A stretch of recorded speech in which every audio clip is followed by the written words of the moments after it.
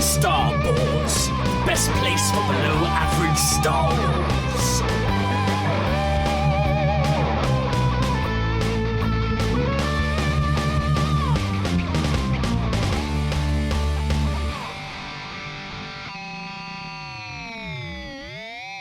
Hello there, and welcome to the Star Wars Show, a UK-based Star Wars podcast with in-depth discussions and analysis sprinkled with some silliness. I am the Geordie Jedi Pete. And I am Jason Hondo Ling. And it is two of us in the cockpit chairs today to take you through all of the Star Wars news needs. Jason, how are you doing? Yeah, not too bad, Pete. Just catching up with everything Star Wars. It is indeed. And let's dive straight in. We have some Ahsoka Season 2 news. Obviously, principal photography for Ahsoka Season 2 continues. The directors and cinematographers for the second season have been revealed. The directors are confirmed as Dave Filoni, Bryce Dallas Howard, Jennifer Getzinger, and Anders Engstrom. Jennifer Getzinger has been listed as directing episodes 2 and 3, Bryce Dallas Howard returning for episodes 4 and 5, and Anders Engstrom taking the helm for episodes 6 and 7, with Dave Filoni taking the credit for the first and last episodes of the season, which is probably what you would expect. Dave to start and set the tone, and then obviously bring the season to a conclusion. We've also got some cinematographers announced as Eric Steelberg, who did 500 Days of Summer, Ghostbusters Afterlife, and worked on Ahsoka Season 1. And we've also got Stephen Pearson. He did Wednesday and Black Mirror. And then we've got Barry Baz Idwin, American Sniper, True Detective, and Star Wars Rogue One: A Star Wars Story, and some work on Mandalorian Season 1. So they're doing a mixture of work across the episodes. What's your thoughts? The big takeaway here is that Dave Filoni is getting 2 episodes to direct, which is fantastic, as well as writing the show and running it. And he will be doing the first and final episodes. Yeah, obviously, I think the fact that Dave's setting the tone and everything is perfect. Obviously, Ahsoka is his baby. Obviously, he very much created the character, set up the first season of the series, obviously the links with Rebels as well, which he was heavily involved in. Yeah, it's just, the perfect sort of thing. And then the other 3 directors all have excellent resumes for what they've done. So I think, obviously, Bryce Dallas Howard, I cannot wait to see what she does with Ahsoka, because I think she's amazing as a director, as a storyteller. She's got a lot of really good episodes in Star Wars already. So yeah, seeing that she's involved and has got such a big part to play is really exciting. It certainly is. The second season of Ahsoka is expected to launch in 2026, and obviously you can stream the first season now on Disney Plus to catch up. I'm so pleased that Dave Filoni's starting and setting the tone, and then he's sort of bringing the season to a conclusion. Possibly could be the second and final scene of Ahsoka, possibly, because I think this will tie in sort of Ahsoka and the Rebel storylines along with Hera and Ezra into Heir to the Empire, which we could see on the big screen, hopefully. So very interesting times. I think what you said there about Bryce Dallas Howard was very cool. I think obviously she's directed in Star Wars, but she's also was a big part of Tales of the Jedi, playing Yaddle in that series as well. She knows about the Force. She knows how important these Star Wars stories are, and in particular these stories that Dave Filoni's telling. She's been involved in his stories before, and I think it's great to sort of, again, give her some episodes here to direct. Moving on from Ahsoka, but keeping it in the realms of Star Wars television, we obviously had the Emmy Awards just this past weekend.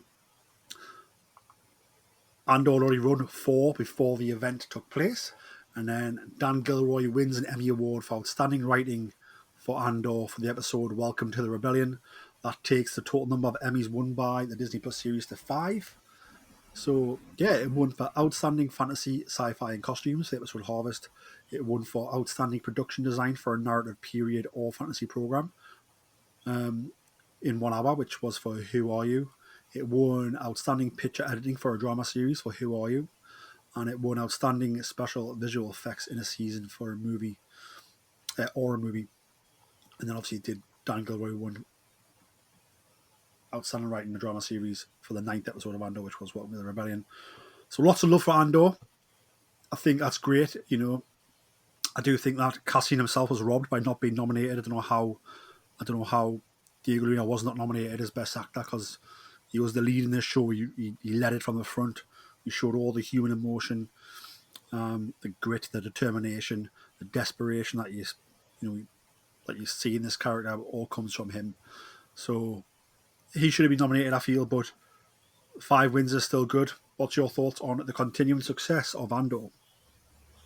Yeah, I thought it really justified what we all believed, that it was an amazing series, and seeing it pick up the awards, because let's face it, over the years, um, the awards, different awards have been pretty scarce for Star Wars and Star Wars content.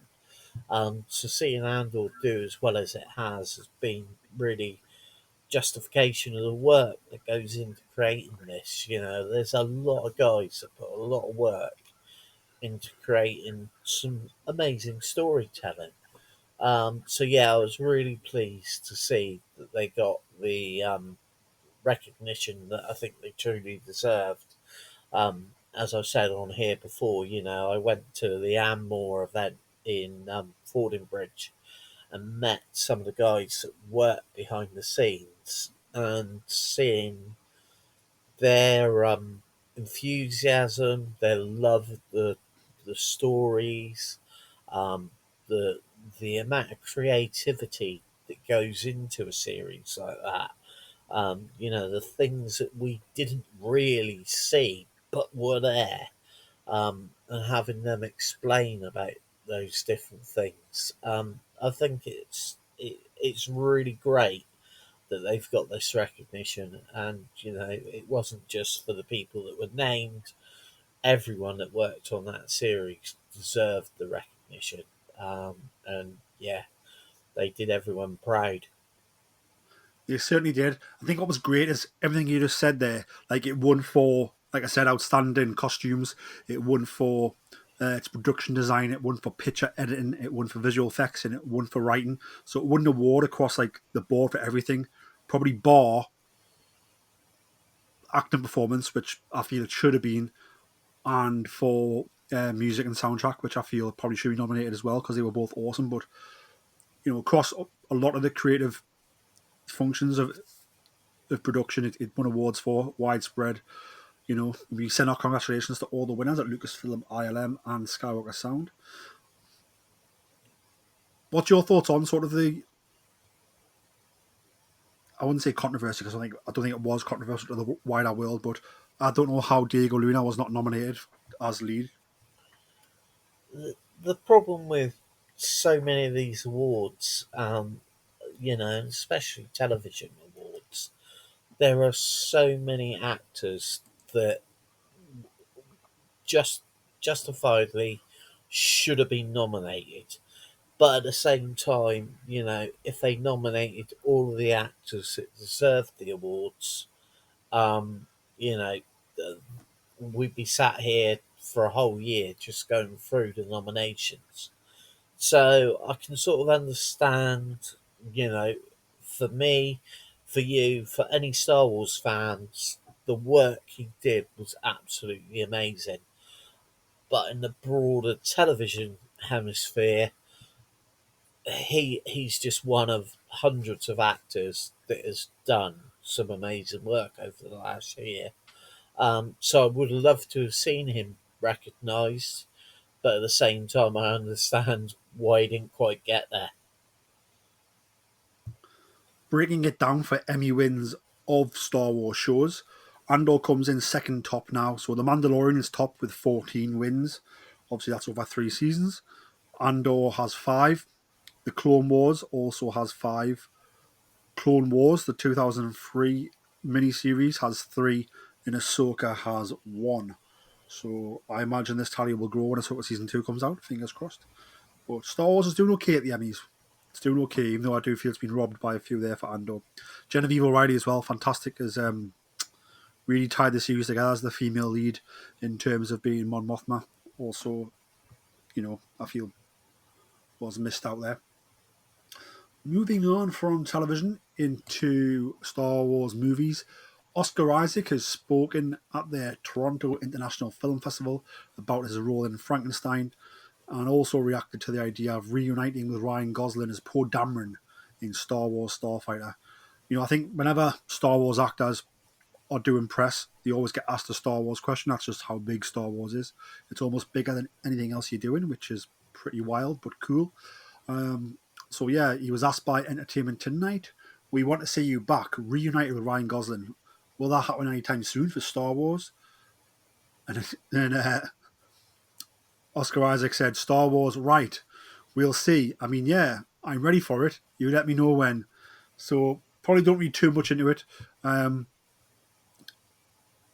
Obviously, Oscar Isaac caught off guard maybe there, and then sort of just letting it saying, he's ready for it. Obviously, they're alluding to the fact that Oscar Isaac and Ryan Gosling previously worked together in 2011 for Drive, and obviously Oscar Isaac's new project Frankenstein gets an exclusive 3-week theatrical release starting on October 17th before debuting on Netflix on November 7th. And as we all know, Star Wars Starfighter is scheduled for a release on May the 28th, 2027. But yeah, talk us through, what's your thoughts on Oscar's response here? Bit tongue in cheek.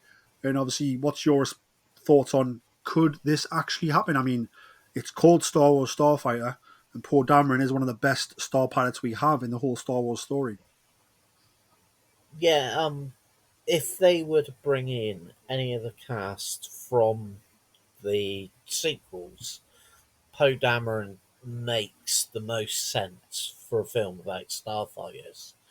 I have a feeling, because of the way they're trying to push this particular film away from anything we've seen before, I've got a feeling it'd be a case of, we'd love to have him in it, but we don't want it to then become a Poe Dameron film or Poe Dameron cameos in this film. So I think it's something that probably won't happen, and in some ways shouldn't happen, because I'm looking forward to this being something different, almost like Rogue One was. We although we had cameos from different characters, Rogue One could have been an awesome film without Darth Vader, without Princess Leia, without Tarkin. It still could have stood on its own. And I think that's possibly part of the mindset, is that as much as it's great to bring back what we already know, in some ways, don't take that away from what we're going to get. So, yeah, I have to admit, Oscar Isaacs was one of my favourite actors and characters from the sequels. He was also, I've read the comic books, Poe Dameron, absolutely love those. There's a lot of his story that I feel could be told, um, but I don't want it just to be dropped into another Star Wars film. I think maybe he's that good a character, he deserves his own story. So yeah, it's a possibility, but my heart's telling me it's not something that's going to happen. We'll have to see, won't we? Because something in this movie, Starfighter, is going to have to tell us where it is in the timeline. Now we know, because they've announced it, in the timeline it's 5 years after the sequel trilogy. So therefore, it's going to have to either show us places or events in the aftermath of the sequel trilogy. So with the First Order, you would think overthrown at the end of The Rise of Skywalker. I imagine Poe Dameron has some sort of job, maybe if not in government, establishing the new government, um, as sort of a leader of the resistance as he was. So I wonder if that's, do you have this guy as the anchor? So he doesn't have to be in it much, but and if Ryan Gosling's character is a starfighter pilot, it would make sense for these guys to either be friends or adversaries or maybe just colleagues. Maybe they look up to each other. Maybe there's a respect there. Maybe there's not. Maybe things went wrong between them. But I think that's a better sell than sort of bringing in Rey and Finn straight away, because I don't know how they would fit in. And if Starfighter's going to launch a whole new era of movies set in this timeline, then that might be the best way to tie it all together. But who knows? Like I said, we've only had one image, I suppose, from the Starfighter set, and we don't really know too much about it. What we do know is that it's shooting, which is exciting news, and it will be coming out on May the 28th, 2027. What's your thoughts on Starfighter being set 5 years after the sequel trilogy? Yeah,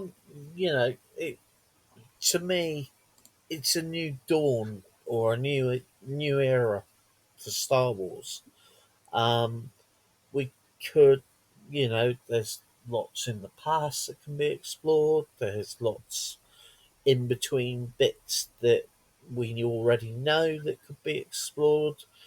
But to take it past what we already know and start something new, I'm hoping something fresh, then yeah, I'm all in for it. But it depends, I don't want them to necessarily fall into the trap of, oh, let's put in a link to this to just so they know it's Star Wars. Don't do, you know, because that'll just ruin it. Give us a story set in the Star Wars universe.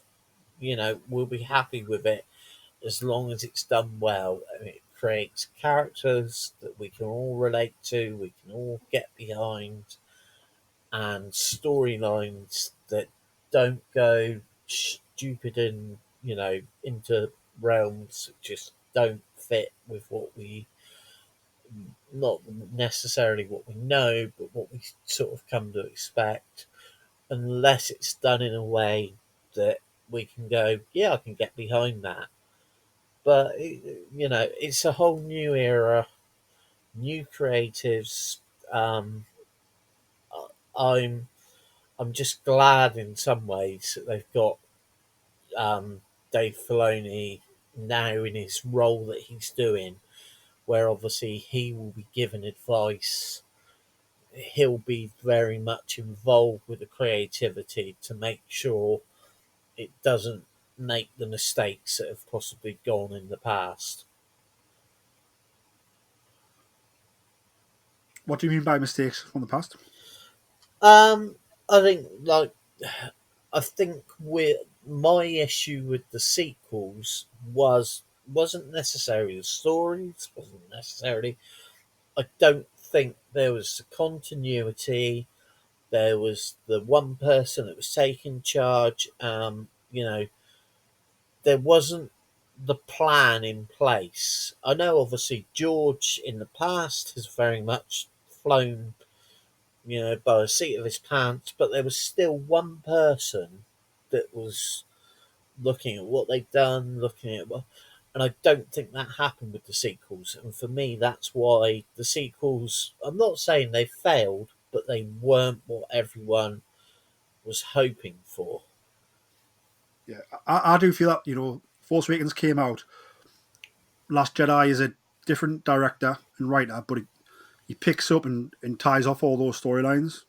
So it does move forward, in my opinion. And then we had a movie called Duel of the Fates, which never got made because of Carrie Fisher's passing, and then the firing of Colin Trevorrow as director. And then obviously JJ comes back with a new writing team, Chris Terrio, and they produce The Rise of Skywalker, which sort of, that's where a lot of the work gets undone, I feel, in the storyline.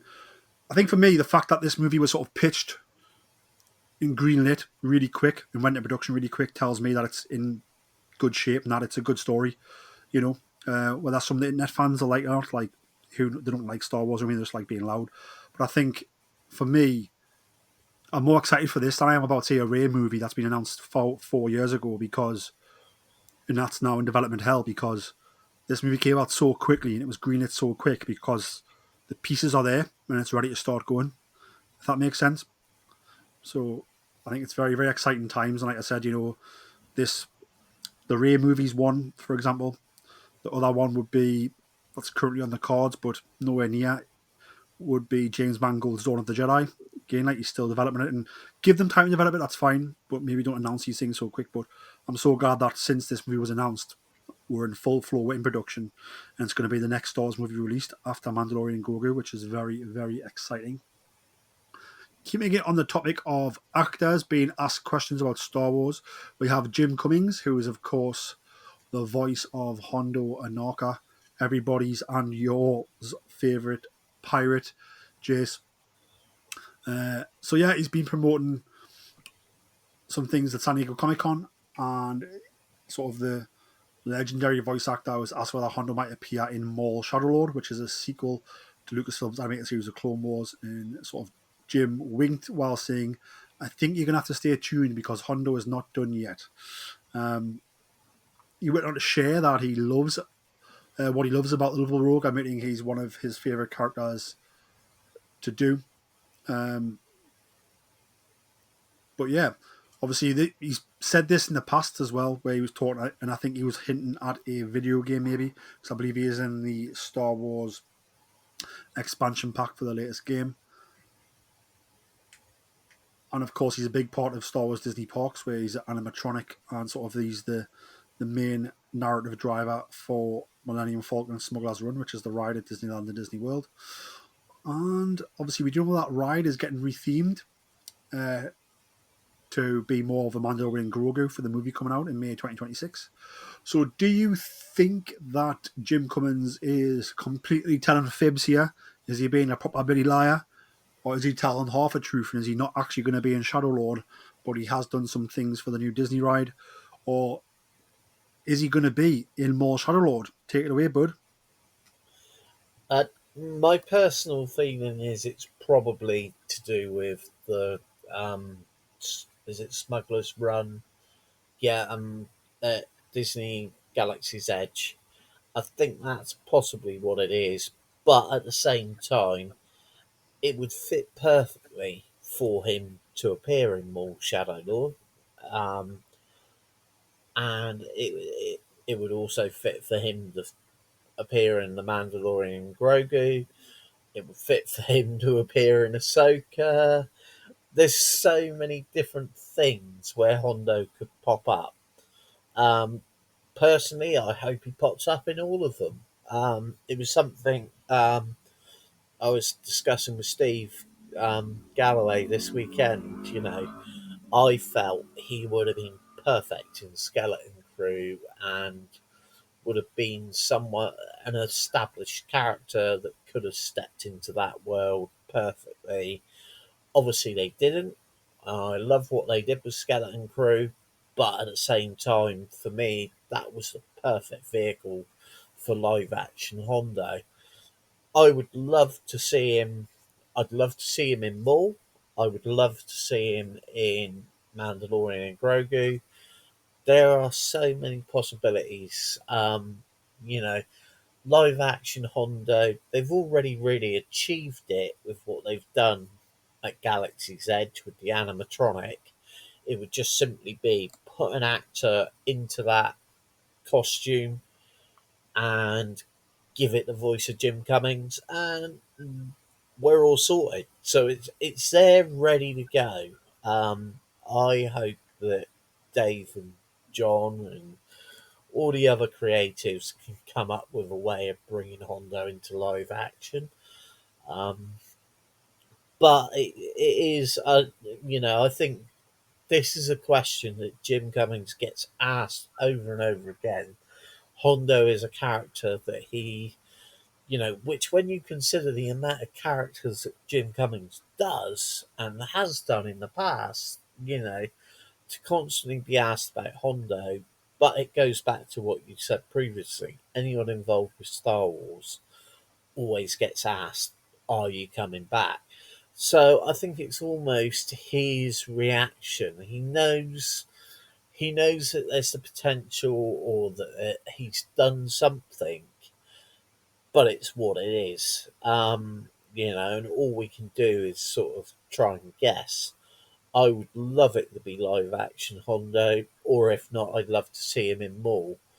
Um, but it's one of those things we're just going to have to wait. But I just hope we get some more of him. I think we definitely will get more of him, whether it's in Shadow Lord or Disney Parks attraction or who knows what else. Time will tell us, but I'm very excited for more Hondo. And keeping us on for a trifecta of Star Wars actors trying to talk about other things and getting asked about Star Wars, we have the legend himself, Mark Hamill, who was interviewed by The Hollywood Reporter. He was obviously there to talk about his new thriller, The Long Walk, which looks really awesome and a different type of role for Mark. I'm hopefully going to see it this Friday. He looks like a sort of authoritarian, mean streak kind of guy in this movie. But you know how long he can go without talking about Star Wars. He sort of was asked about Star Wars, and he ended up sharing his praises for Jon Favreau and Dave Filoni, quoting, "They get it. They're speaking the same language that George did." Again, I wouldn't really read too much into that. I think he has worked with them on The Mandalorian, um, on that episode of Book of Boba Fett where he was Luke Skywalker. I think,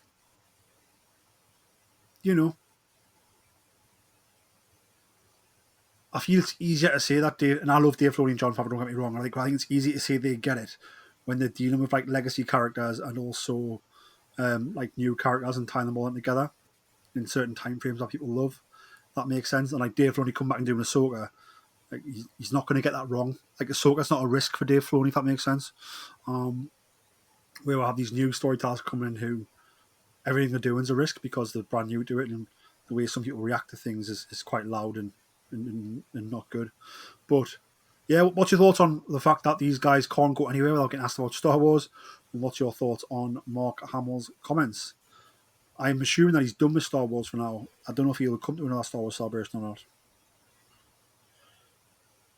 Yeah, with Mark Hamill, he out of everyone, he always gets asked about Star Wars, and he's always willing to wax lyrical. The fact that he's said about Dave and Jon Favreau, I think it was pretty widely known that he approved of what they'd done.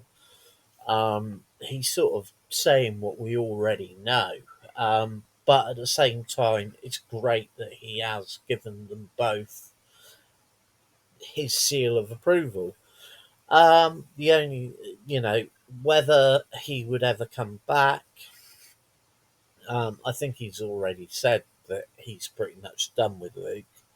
I think there's possibility with the anniversary for A New Hope coming up.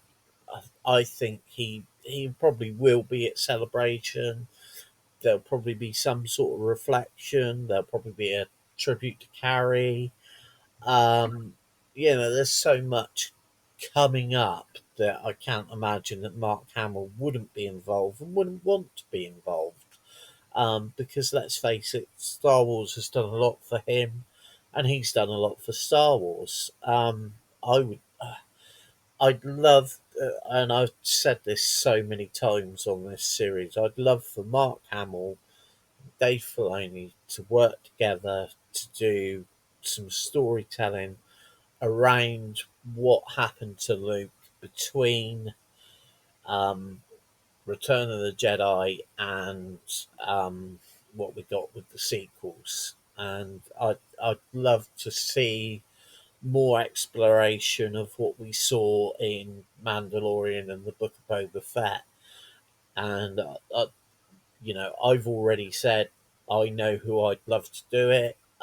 Mark Hamill's already said who he thinks, and he's even said I think it would work. So yeah, it's something that I'd like to see bits like that explored, and I think if anyone does get it, it is Filoni and Favreau. So I think the fact that Mark Hamill's come out and said, I trust these two guys, is great. And we all agree with him, or most of us do.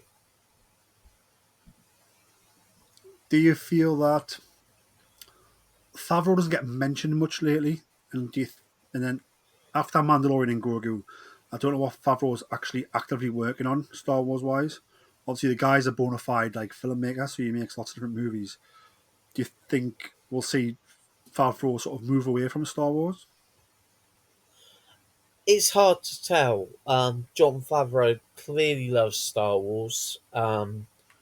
He's helped Dave a huge amount in learning the art. And it. But likewise, Star Wars isn't the be all and end all for John Favreau. As you say, he is a great creative. He's worked on some great projects. He spent a lot of time working with Marvel on the Iron Man stuff, and obviously as an actor as well, working with Marvel. And he's probably going to pop up as an actor in more Marvel stuff at some point. But at the same time, would Lucasfilm look at it? Obviously, Dave's got a lot on his plate. John Favreau's a proven success with what he's done in Star Wars. So, if they need his help, would they call upon him? I I think they probably would, but I don't think John Favreau would throw his hat in purely just with Star Wars. There's always going to be something else that he's going to move on to. I think the key point is, Dave is the continuity. He's got Star Wars running through his veins. He is the heir apparent to George Lucas, but I think he will always keep John Favreau close to help him and to keep the rudder running right. So I think they make a great team, and I think that's one of the reasons. I think John will probably stay involved, even if it's just as a producer to be there in the background to help with stuff. But I think he wouldn't throw his hat in completely on its own with Star Wars. What do you make of this narrative that perhaps maybe, obviously, they came in together and sort of Favreau had more of the live action know how than Dave. Dave's obviously learned and developed, and Dave Filoni's maybe outgrown John Favreau now, and Dave Filoni's been handed the keys to the castle, being this head creative now for the company, and he's maybe outgrown John, and that's why John sort of moved on to other projects.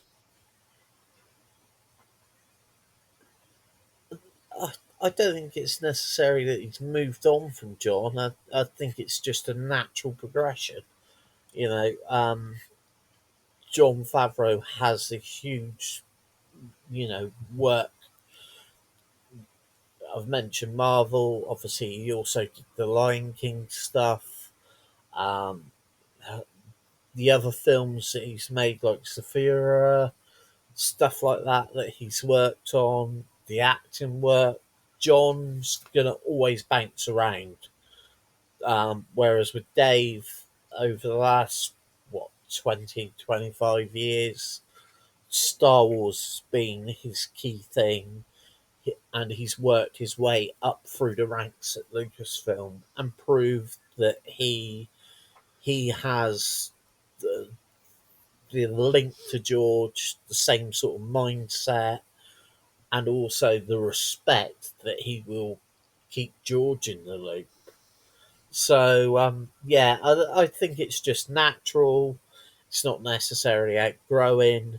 I think it's Dave has clearly matured, and John's been an important part of that, and will continue to be an important part of that. It's funny how it's another topic we've started talking about, and then we've turned into a Dave Filoni and John Favreau conversation. So again, it just goes to show how big those guys are, and maybe modern Star Wars right now. obviously Mark Hamill's film, The Long Walk, which is based on the book by Stephen King, I believe, which he wrote in 1967. Trailer looks really awesome. Looks quite creepy. The book is obviously an allegory for the Vietnam War. This is obviously a new movie, so it might tell a story in different ways. I don't know yet, but I'm excited. The trailer looks great. And in the UK, I think it's out this weekend, so it might even be out through this week. But I'm going to see it on Friday. I know that. I'm very excited to go and watch it. Moving on to the next story, which is the Hasbro HasLab. We obviously had the Star Wars LAAT gunship. It was backed at the last minute, which is fantastic. And then they actually added up the backers from sort of around the world websites. And the first tier actually got unlocked. So Colman Trebor, the Jedi, was unlocked. So the first stretch goal did get done. But essentially, after the numbers from the international retail partners were added to the back account for the LAATI gunship, the final tally was 10,541 backers. So that's how many gunships we're going to get. There's going to be 10,541 gunships made and shipped to those who backed it. And it unlocked the first tier, which gives them Colman Trebor. And the figure looks pretty cool. Soft goods cape. He's got his big long head. He's got his lightsaber. Soft goods little tunic as well on the bottom half. Yeah, it's almost like I didn't back this because I thought it was just too expensive for what it was. It looked awesome, but it was quite expensive, I feel, for the value we're getting. And I felt I didn't really have the money to blast on it like I did with the Ghost when the Ghost came out. And I felt the Ghost was sort of good value for what you were getting. But great to see that this was backed because 10,500 people want it, so they're going to get it, which is fantastic. Everybody who got FOMO will now be paying through the roof on the secondary market, I imagine. Obviously, unfortunately, we didn't get close to unlocking Saiz Tin and Agent Kolar. So it remains to be seen whether those figures will be remade in a future date in the vintage collection. But I hope not, because the whole point of this HasLab is that it's only available through this medium. They had the chance to get them and they didn't. And I feel it would be really bad taste if they recreated the figures and then put them out there for everybody, because then those who backed it might feel they missed out. But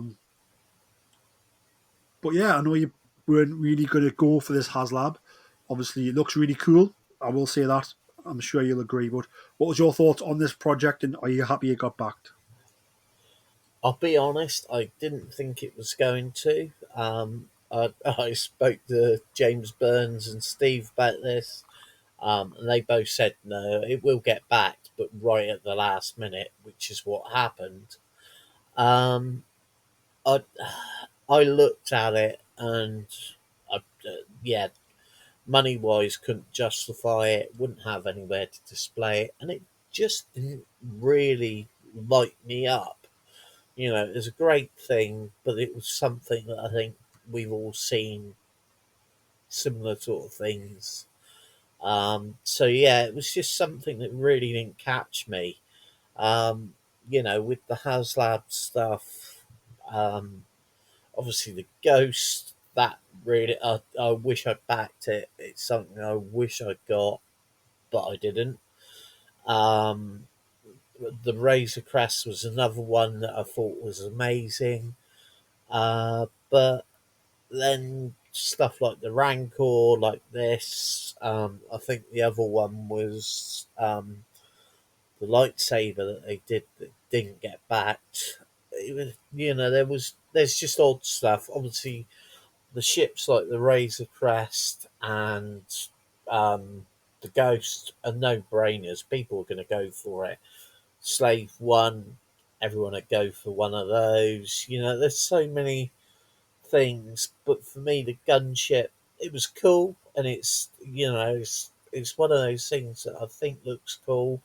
Would love to own it, but just couldn't justify it. And I think that's what happened with a lot of people. And the stretch goals, they didn't really light the world up anyway with what they were. So yeah, I really wasn't surprised the way it went.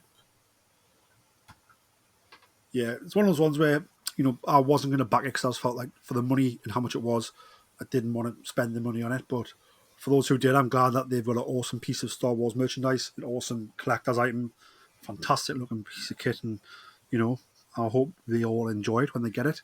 And it should start shipping in fall 2026. So just one full year almost to go, I suppose, until people get that. But enjoy it, guys. I remember when I backed the Ghost, and then you forget about it once it's been backed. And when you start getting the shipment notifications, you get excited again. And then when it arrives, it's mass excitement. So it's really, really cool. Jason, that brings an end to all of the news topics I had listed. Is there any Star Wars news you want to bring up? I think about the only thing is, obviously, I'm quite looking forward to. I think it's next week. We got Rebuild the Galaxy second season. Looking forward to that. Been working my way through the first season, so good opportunity this weekend. If the weather's bad, watch a bit of Rebuild the Galaxy. Get ready for the new season of that. Obviously, we're getting towards time. There's soon going to be a few Lego announcements, I suspect, heading up towards Christmas. So keep an eye out for that. And yeah, I did pick up, or I was gifted a rather cool Star Wars piece of merchandise over the last couple of weeks. I've got to try and get it working, but I've got a dancing Jar Jar going back to when the Phantom Menace came out. How big is it? Is it like the Money Box one? It's massive. I'm trying to. Does it come on like a black square box? Yeah, that's the one. I know. I looked. Obviously, it's been sat in a loft for probably 20, 25 years, and they were clearing out the loft, and they said, "Oh, that looks cool. Would you like that?" And I said, "Yes, please." Because I think I've talked before about how Jar Jar, for all its faults and everything, I really do appreciate the work that Ahmed Best put into it. And, although the character is a little bit annoying, he plays a very important role in the story of the prequels. So yeah, it was something that when I saw it, I thought that could be a bit of fun. So yeah, I'm looking forward to trying to get it going. I've got another cousin who's moving house, and she's messaged me. She's got me some rather cool Star Wars cuddly toys that although I haven't got much room, I just couldn't bear the thought of them not finding a home. So they're coming my way as well. That is awesome. Perfect segue into what I was going to go into. So I have been unboxing a few Star Wars merch items that I've been buying. So to be fair, these have been at the house for a while. I just haven't opened them, but I did pick up the Phantom Menace. So in 1999, there was sort of a set of 4 Phantom Menace wristwatches released. They actually came in sort of Qui-Gon Jinn lightsaber handle display cases, which are awesome. So I picked up the Anakin Skywalker Pod Racer one and the C-3PO one. So I've got 2 of the watches. The other 2 are Darth Maul and Jar Jar Binks that I do not have. But yeah, these look really cool, so I picked those up. So you can go to our TikTok and you can see me unbox those. And then I also picked up, so again, from the Hasbro figure line, so 3/3/4 inches, that is all it was at the time. The Battle Droid. So this wasn't the first wave, but it actually came in 4 different paint jobs. So it's the same figure, same SKU. Like if you order it online, you'll get one of these 4. But somebody had all 4 different paint jobs available, so I picked those up. Packages are pretty beat up, but I'm probably going to open them and display them on a shelf. But yes, very excited. I got 4 of each different paint job of the Battle Droid that came out in the first wave. Very, very exciting, very nostalgic for a childhood Pete to remember his childhood of opening these packages. I just love the Phantom Menace sort of black and red packaging. It reminds me of sort of that time in my life, being sort of 10, 11-year-old and Star Wars being back in cinemas. And sort of, we were used to sort of the black and green from the Power of the Force line, and this was like no new Star Wars. It's black and red, and you could see it in Toys R Us across the country, and it was absolutely awesome. So that's what I picked up. I've got some more boxes to unbox over the coming week, and probably into the next week as well. So do stay tuned to our YouTube and TikTok to see what I'm unboxing, and I will talk Pete, about them on the show as well. I've got to tell you this, Pete. It might be worth dropping a message to Ben at Jedi Archives, because when I watched your unboxing just before we came on air, and I'm pretty sure he had the Darth Maul watch in the shop, because my daughter Lila picked up a different watch, which was from the same time, not in the lightsaber, but I've got a feeling I saw the lightsaber Maul one there at Jedi Archives. Ooh, I'll have a look at that in the collection, and it's just Jar Jar I need. That could be really cool. And I actually had Jar Jar at one point in my life, but I did actually send it to a friend of the podcast, Brian Balance, because he loves Jar Jar more than me. So I'll be rebuying something I've already had, which is life as a Star Wars adult. Jace, I think that brings into all the talking points I had. Is there anything you want to discuss?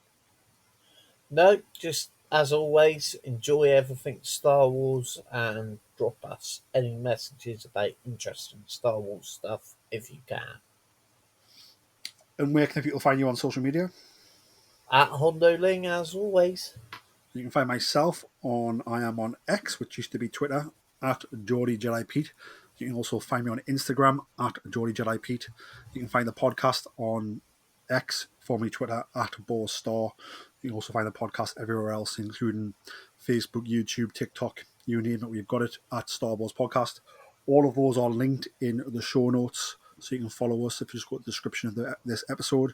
There's also a link there for our Patreon, so you can go to our Patreon, find out what extra content you can get while supporting the show. We would love it if you could do that.